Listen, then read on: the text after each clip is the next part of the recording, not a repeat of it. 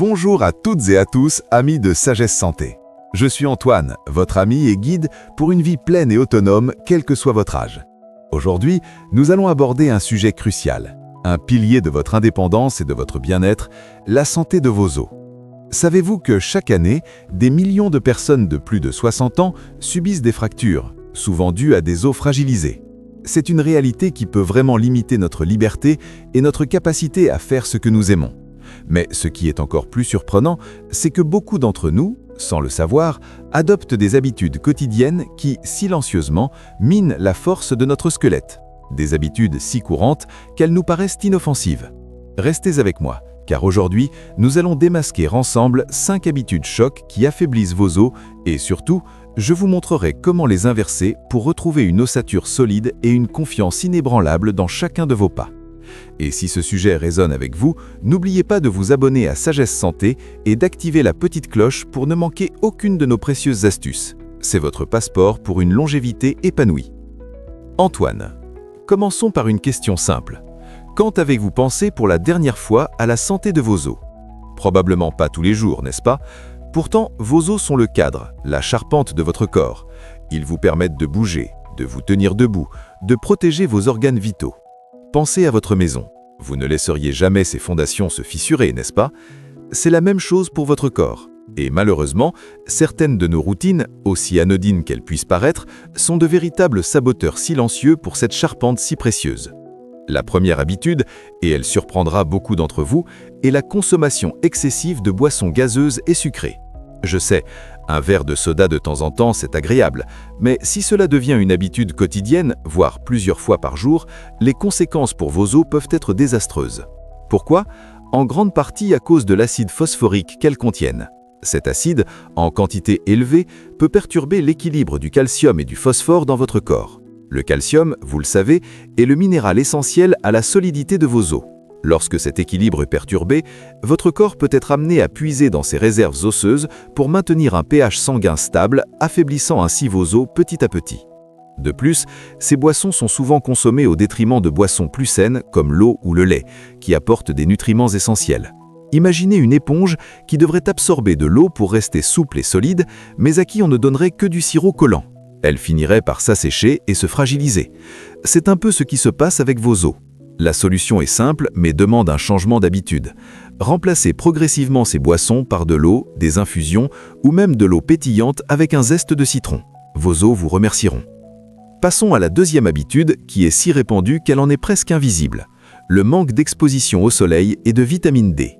Nous passons de plus en plus de temps à l'intérieur, devant nos écrans, où nous nous couvrons excessivement par peur du soleil. Pourtant, la vitamine D est absolument fondamentale pour la santé de vos os.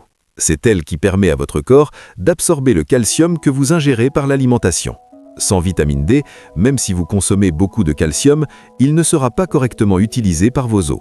C'est comme avoir une voiture avec un réservoir plein d'essence, mais sans clé pour démarrer le moteur. Le carburant est là, mais il ne sert à rien. Votre peau produit de la vitamine D lorsqu'elle est exposée aux rayons ultraviolets B du soleil. Quelques minutes par jour, entre 10 et 30 minutes selon la saison et votre type de peau, les bras et le visage découverts, peuvent avoir une énorme différence. Bien sûr, protégez-vous des coups de soleil et évitez les heures de pointe estivale. Mais ne diabolisez pas totalement le soleil. Il est un allié précieux. Si l'exposition n'est pas suffisante, discutez avec votre médecin d'une éventuelle supplémentation en vitamine D. C'est une mesure simple qui peut avoir un impact colossal sur la densité de vos os et prévenir les fractures. Antoine. La troisième habitude est un classique, mais ses effets sur les os sont souvent sous-estimés. La sédentarité prolongée. Nous avons tendance à penser que le repos est toujours bon, surtout en vieillissant. Mais un repos excessif, sans activité physique régulière, est un véritable poison pour vos os. Nos os sont des tissus vivants qui se remodèlent constamment. Pour rester forts, il leur faut d'être sollicités, de ressentir une certaine pression. C'est ce qu'on appelle la charge mécanique. Lorsque vous marchez, courez, si votre corps le permet, dansez ou même faites de simples exercices de renforcement, vous envoyez un message à vos os « Restez forts, j'ai besoin de vous ». Si vous restez assis ou allongé la majeure partie de la journée, ce signal ne passe plus. Les os deviennent paresseux, ils perdent de leur densité, un peu comme un muscle qui s'atrophie si on ne l'utilise pas. Pensez à un pont. S'il n'y a jamais de voiture qui passe dessus, il risque de rouiller et de s'effondrer plus vite que s'il est régulièrement utilisé et entretenu.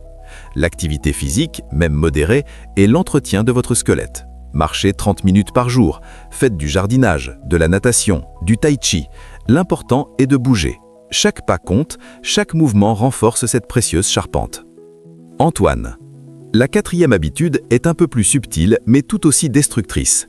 Un régime alimentaire déséquilibré, pauvre en calcium et autres micronutriments essentiels.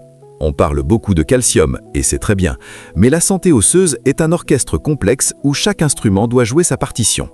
Si vous consommez régulièrement des aliments transformés, riches en sucre raffiné, en sel et en bourbine graisse, vous privez votre corps des vitamines et minéraux dont vos os ont désespérément besoin.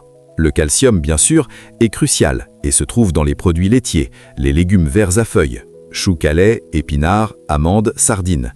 Mais n'oublions pas le magnésium, le potassium, la vitamine K, le phosphore et même certaines protéines. Tous ces éléments travaillent en synergie.